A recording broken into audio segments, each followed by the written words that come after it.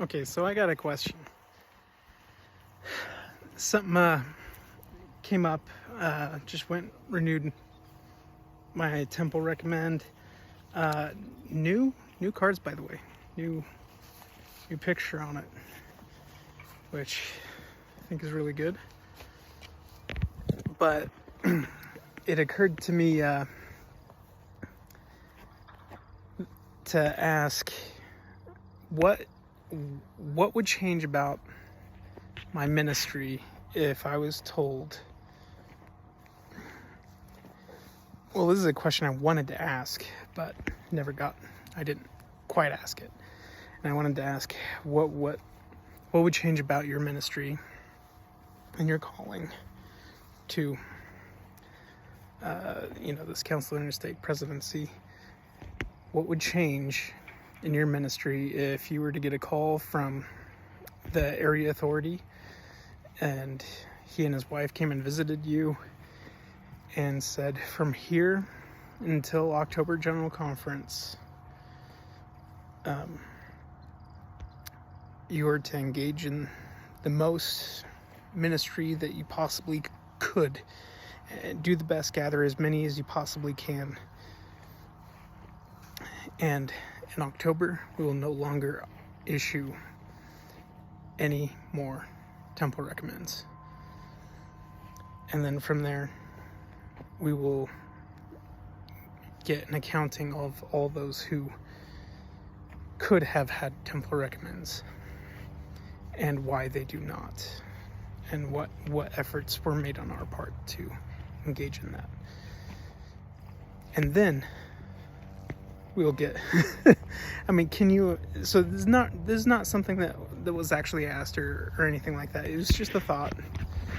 And I started thinking about stewardship and what could I do different? Who could I talk to? What would I change? What would I change at home? What would I change in my calling? What would I change all around? And what if that were the case? What if there was a cutoff? Or what if they said, come in October, that the only people who will be able to attend the temple, sacrament, and general conference are those who have temple recommends? First off, can you imagine the uproar? But two, these are things I feel like we've been asked, is to do what we can now. There's some urgency. Tell me there's urgency without telling me that there's urgency. Show me. Like, what does that look like? Show me urgency in your ministry. What would we sacrifice at home? What time would we spend not doing?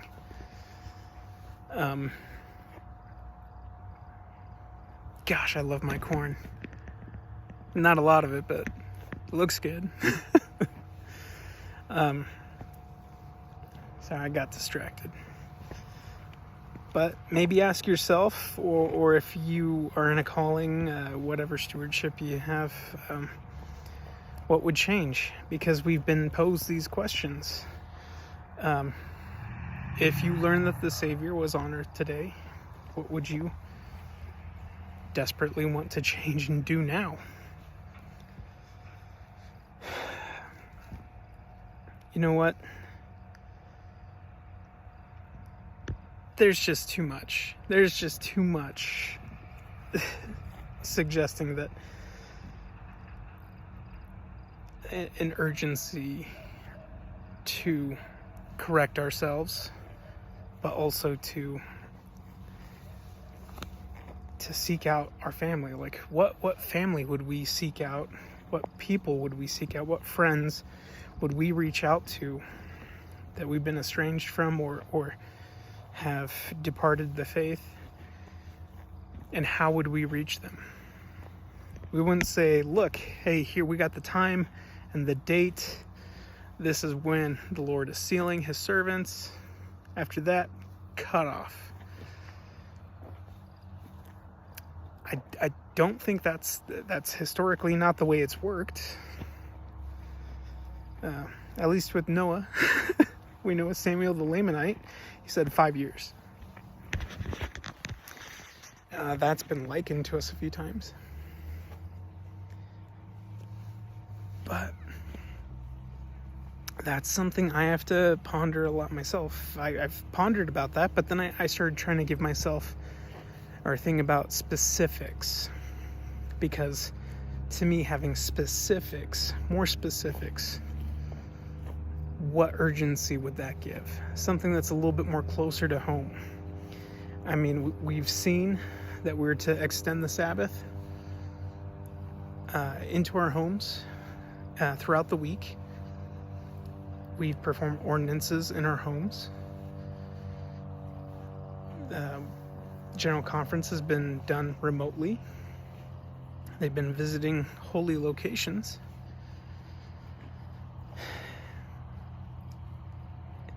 There's so many things that there's a precedence set and we're prepared for. So when changes or anything does happen, it's not super new. It's like we're prepared for COVID-19 before that ever happened. We've been prepared for everything. We've been prepared with the proclamation to the family before that happened. And now what we're being prepared for is to receive the Savior at his coming, to be that people. And it's this constant reminder, what would you do now? This is like suggesting that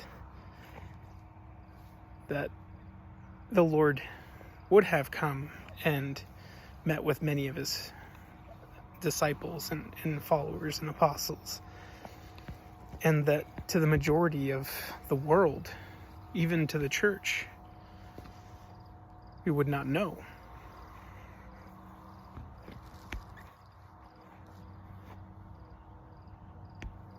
So, I don't know where I was going with this, but it's been on my mind since this morning. And it certainly would be at a time that we thought not.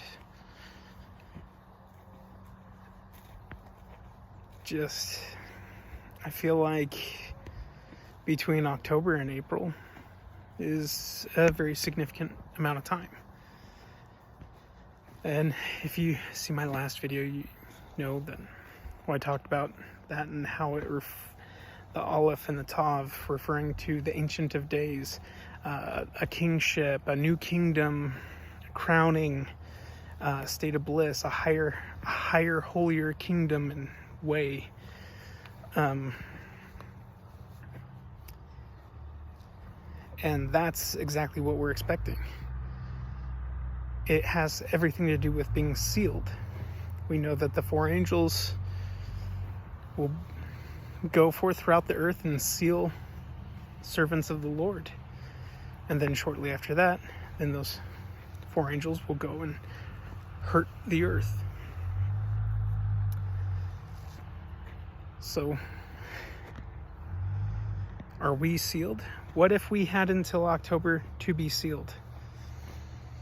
The start and then the end. It's funny that Tav at the end, it comes in April and the start comes in October, which is the fall. It's kind of poetic. and perhaps that's a personal goal. If we haven't set a goal, perhaps we ought to set a goal to rid ourselves of at least one thing in our lives that we could do without. In fact, President Nelson at Sister Holland's funeral mentioned that she was a celestial woman. Sister Sherry Dew just spoke on how shockingly close our celestial training and when that's going to come to fulfillment. Sherry Dew gives that talk.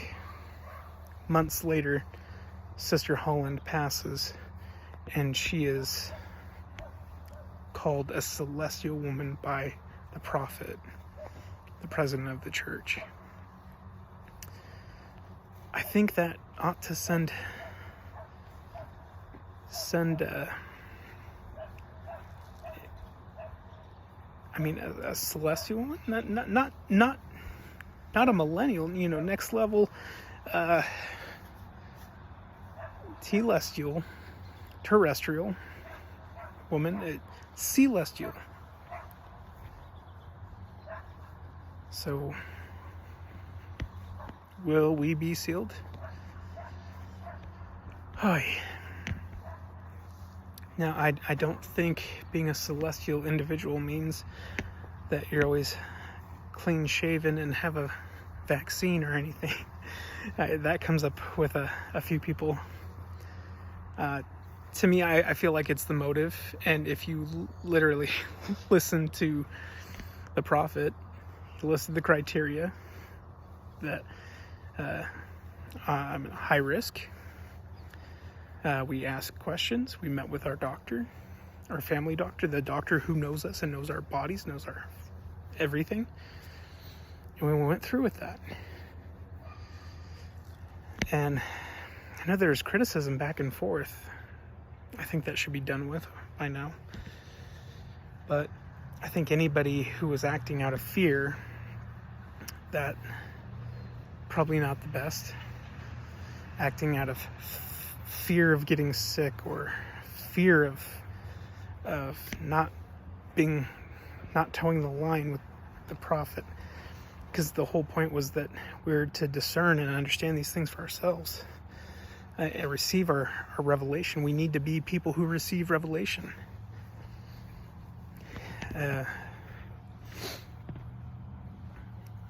And it's not a one-size-fits-all. It may have worked for these individuals, these families. It may not have been effective or good for these families. It may have been fatal for many. So, I don't know. It's not our place anyways.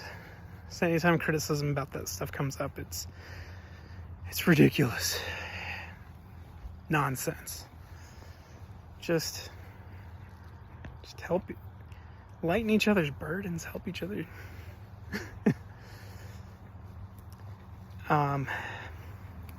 Anyways, sorry.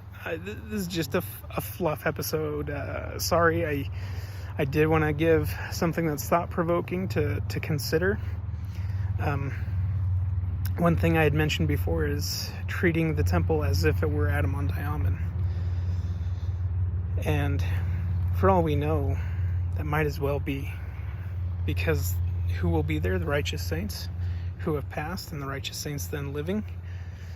Well, I'm pretty sure those people not only made, but kept their covenants. And so